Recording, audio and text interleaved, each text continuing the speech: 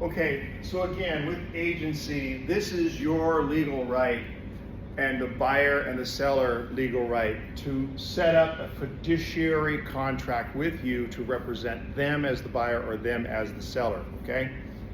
This is your requirement to do your due diligence, to do honest and fair dealing, and to let everybody know and their dead grandmother what is going on in every single transaction, okay? So I'm gonna scroll through a couple of these slides because I want to expand on a few things that are in the PowerPoints for you in regards to agency, okay? So one of the things that a lot of people are confused on, and this happens very rarely, but I would say probably like 5–10% of the transactions in any given office are dual agency. Now, dual agency is where both the buyer agent and the selling agent are in the same office. It's not necessarily you are the listing agent and a buyer has contracted with you to buy the same property you listed. It's very rare. But this is a big question on the state exam, especially with dual agency, because the broker, you both work for the same broker, therefore it is a dual agency. And that's what most people don't understand, okay?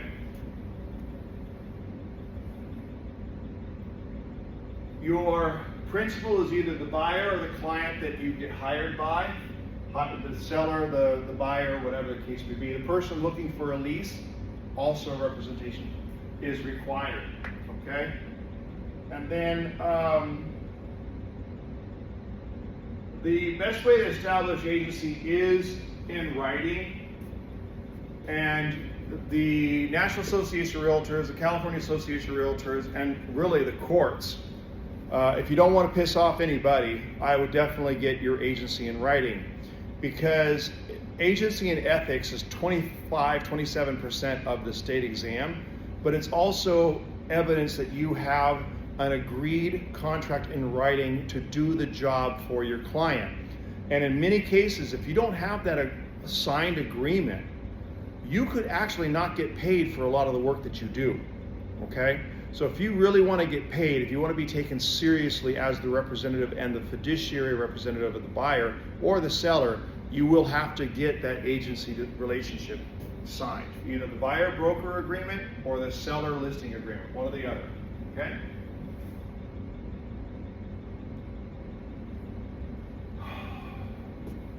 There are 3 basic rules, and you'll see a lot of questions on these 3 rules on the state exam.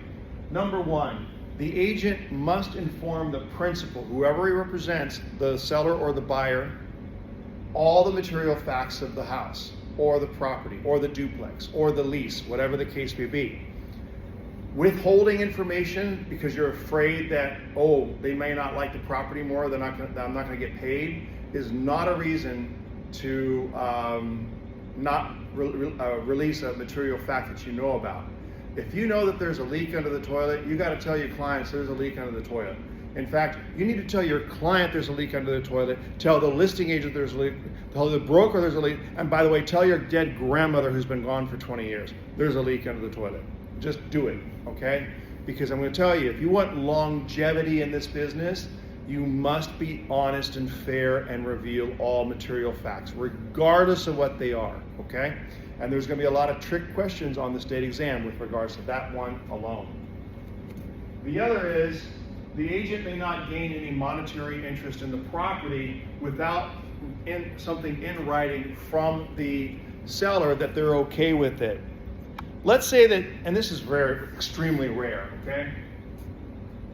But let's say that you decide, you know what, I really like this house, or I really like this income property, which is probably more common than the other. I want to buy it. Okay, fine. You write up an offer and the whole 9 yards, but you have to be honest and fair with them and say that it's coming from you. You can't hide behind a corporation name and say, oh, we got this offer. I'm not going to tell you that I'm, 25% ownership. No, you have to tell them, okay? If they find out and they gave you a screaming deal because you were representing them and they had this terrific corporation offer, let's say all cash, 7-day close, no contingencies, $100,000 down, and they're all excited. And then they realize that they got screwed over by about $25,000. Guess who gets sued? Okay? If you're going to buy the property, be upfront and say, you know what? I would like to buy this income property. I have a corporation. We'll buy it in a corporation. We'll put, here's our terms, and let's see if anybody else can match our terms before we enter escrow. Okay? The other is, you can't use the principal's property to your advantage. What I mean by that is, because an agent got caught doing this, he rented out a vacant multi-million-dollar property and had a pool party without the owner knowing, and he charged entrance fees and destroyed the property. Okay, you cannot take advantage of your principal like that at all. Okay. Again, a fiduciary relationship requires the highest good faith with you and the principal. Here are your duties. And by the way, these duties will be in a form of a question on the state exam. You got to be fiduciary, truthful, disclose all facts with the utmost care. You have to have integrity and loyalty, obey the laws. There's no secret profits.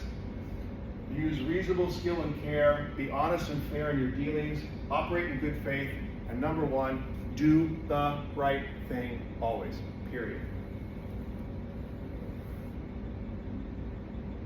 The most common violations are these, and they might actually be an exam question on the state exam for you, is advising the buyer that the seller may take less than the list price. Can't do that. Advising the buyer the seller will only accept the buyer offer if the buyer uses the listing agent that's at the open house. That's a lie, and that's illegal, and that's automatic jail time. At an open house, the listing agent gets the buyer to fill out the offer, and the agent knows that the buyer already has a real estate agent. They just happen to be in the neighborhood, and they saw this open house. Hey, honey, let's stop and look. And they didn't tell their agent, and now the open house agent's trying to get them to sign an agency agreement with them. Big no-no, okay? Or the buyer agent, the listing agent, collude to set a price that's acceptable to the seller and the buyer. The agents are not a party to the transaction, all right? So who sets the price? The buyer and the seller. They have to come to an agreement. Now, can we make suggestions? Can we tell them, well, so-and-so down the street just sold for this amount. What do you think? That's all we can say, okay? When we're listing the property or we're writing the offer for the property.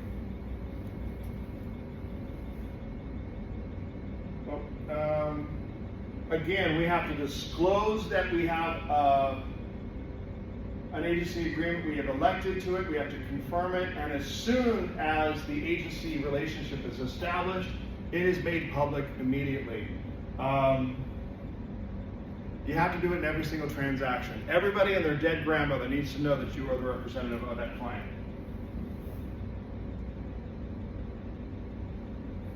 Material facts, again, you must reveal everything you see. Today I did an inspection on a property, historical property. Actually, the owners took very good care of it and lived there for almost 50 years, if you can imagine. It's a multi-generational property. Grandma bought it, daughter inherited, and now they're selling. And they wanted to keep the historical integrity of the property, because the more historical the property is, even if it has the old windows, the old cabinets, the old everything, the more valuable it is to a person that's wanting to look for a historical home. They want to see all of that old stuff. So they kept the old windows. Well, on the south side, where there's a lot of sun, the windows were in really bad shape. They're not horrible. They were still working. They were opening and things, but the wood was dried out and in bad condition. And, I want to get paid. It's the best way to get paid. You got to tell them, hey, look, here's a video of the windows, and I don't know, you're going to have to spend some serious money and serious time on fixing these things up. It's a material fact. And the client was like, no big deal. I did 18 windows at my old house before. There you go. You don't know. You don't know if your client's going to panic or not. When you disclose a material fact to your client, especially a buyer who's first time and never done, and they're scaredy cats, The worst thing you can do is act scared yourself, unless it's a very serious safety health issue, like the plumbing's not connected and there's sewage under the house. That's a problem, okay? But if it's, you know what, the toilet base is leaking a little bit, you're probably gonna need to get a plumber to help you repair that or do it yourself. But if you're like going, oh my God, there's a leak in the toilet, ah! They're gonna think the worst, all right? But if you're calm and collected and say, look, you got a leak into the toilet. Oh, I got an uncle, he's a plumber, he can help me out. Or I got a handyman in the family. Okay, most people do. They really do. It's the health and safety stuff, like, well, there's a 1 foot square hole in the roof and water's been into the attic and now you got termites. That's an issue, okay? Most homes are used, and because they're used, they're gonna have scuff marks on the wood floors. They're gonna have, you know, wear and tear. The cabinets are not gonna all close properly. The garage door might be ancient. These are not reasons for you to panic and cause your clients to panic. These are just material facts that you need to disclose and let them decide what they want to do.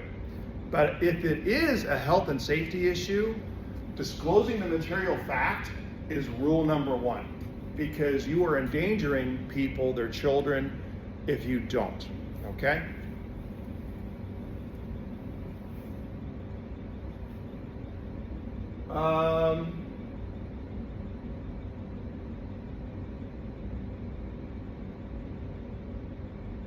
In the transfer disclosure statement, this is required by all sellers of houses all the way up to 4 units, 2, 3, 4 units. They must do a TDS 11 for each unit. Let me repeat, if you have a client that has a 4-unit property, they must do a TDS 11 for each unit. They can't do one blanket one, because we don't know which sink is leaking. We don't know which toilet is not flushing. We don't know which light fixture is not working. They got to do 4, okay? So they have to disclose the good, bad, and ugly of the property, and the agent must disclose on his own agent visual, you hear that word, visual, inspection disclosure, the good, bad, and ugly they see on the property. I always, my AVIDs, they call them average, agent visual inspection disclosures, are like novels, okay?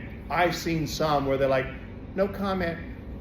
Okay, so you spent an hour in a house and you don't see nothing in the house wrong. I'm getting a lawyer, okay? The fact of the matter is that there are always, especially if the house is, even if it's been remodeled, there's going to be issues, I guarantee it. And it better be on that AVID. For example, this is how I always word my AVIDs. HVAC system is dated with the house. It is in moderate condition. Recommend licensed, do you hear that? Licensed contractor, evaluate, repair, or replace at buyer's discretion. Paint is chipping on the trim from the exterior of the house on the south side. You see how specific that is?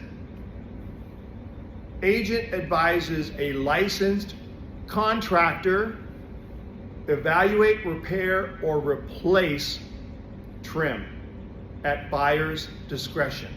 Do you hear that? Okay. Leak found underneath the kitchen sink, leaking into the foundation. Recommend licensed contractor evaluate, repair, or replace at buyer's discretion. Okay? You're pointing out the material issue. You're not panicking. You're just saying, I observed visual inspection. I observed a leak here, or a hole there, or overgrowth in the landscaping there, whatever the case may be. Okay?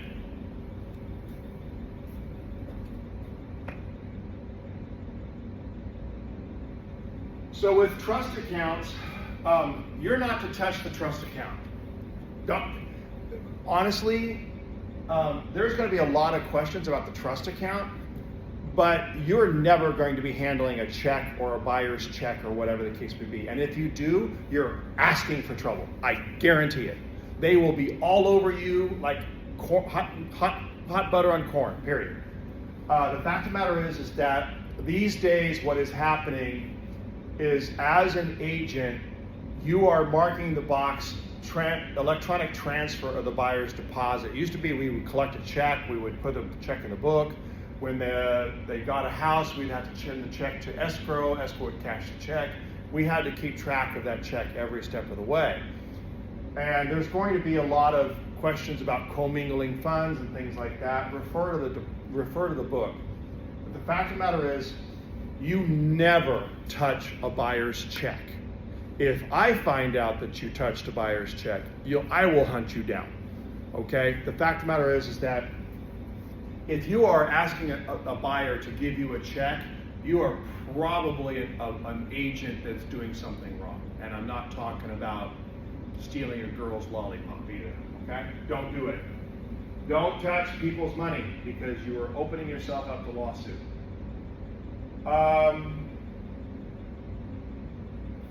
Some of the questions on the state exam, especially with commingling and conversion, is you're taking funds from the trust account of the brokerage,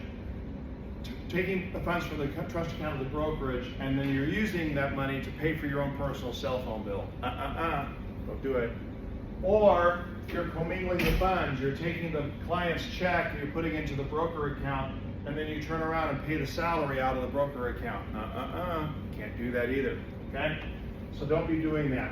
You are not the authorized person in the brokerage to handle the money, but there may be one, but they also have to be bonded and insured.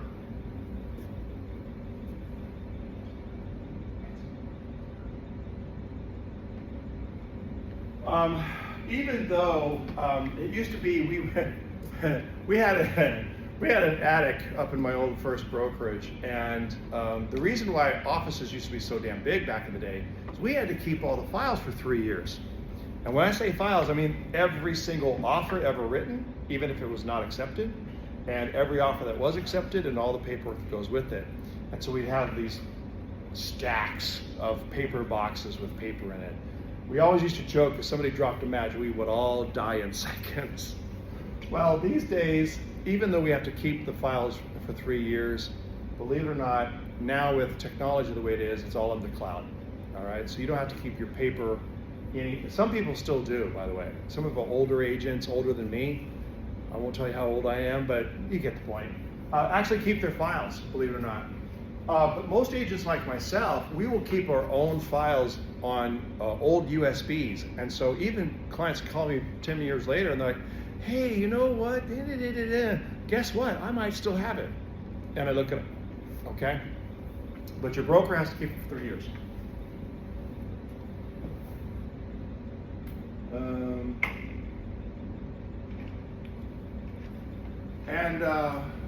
Lastly, on this section, remember, whatever you do, the broker is responsible for. When you're 6 years old and you drove grandma's car and you ran over somebody's neighbor's dog, you thought it was a joyride, yeah, your parents were responsible. In this case, the broker is responsible if you do something stupid, okay? You are 1099, you are independent contractors. I do highly recommend that you set up your own business account and get paid to your business account rather than your personal social security number. Makes it easier to file taxes and also declare all kinds of write-offs. But you are 1099, okay? And under California law, you are technically employees and they must carry workers' compensation on you as an employee, but under federal law, you are 1099, okay? You're an independent contractor.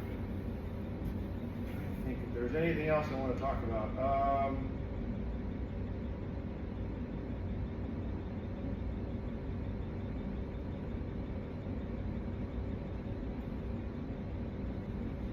A couple of other notes I want to make too. No secret profit, okay? So for an example, in my case, a client came to me and said, hey, I want to sell my house. My son has autism. I need money out of I want to sell my house, move to a school district that has a really good autism program, and I want to sell my house for $450. And I'm like, oh, okay. And I'm looking at the comparables and they're in the 800s. I'm like, what the hell's going on? So I went to the house and yeah, it was kind of a fixer-upper and things like that. And I said, look, you can sell your house for $650, $700 in this present condition because it needed work. It needed a new kitchen, bathrooms, a whole nine yards. Oh, well, I didn't know that. So anyway, what ended up happening is I put out there, had 45 offers from all these investors. And the investors were saying, you're stupid, you should have taken the listing at 450. You could have made 100 grand on the side, secret profit, you know what I mean? And agents were telling me this. And I teach at the university, I'm like going, what the hell? You get what I mean, okay? So don't do it. It can really be a lawsuit, big time.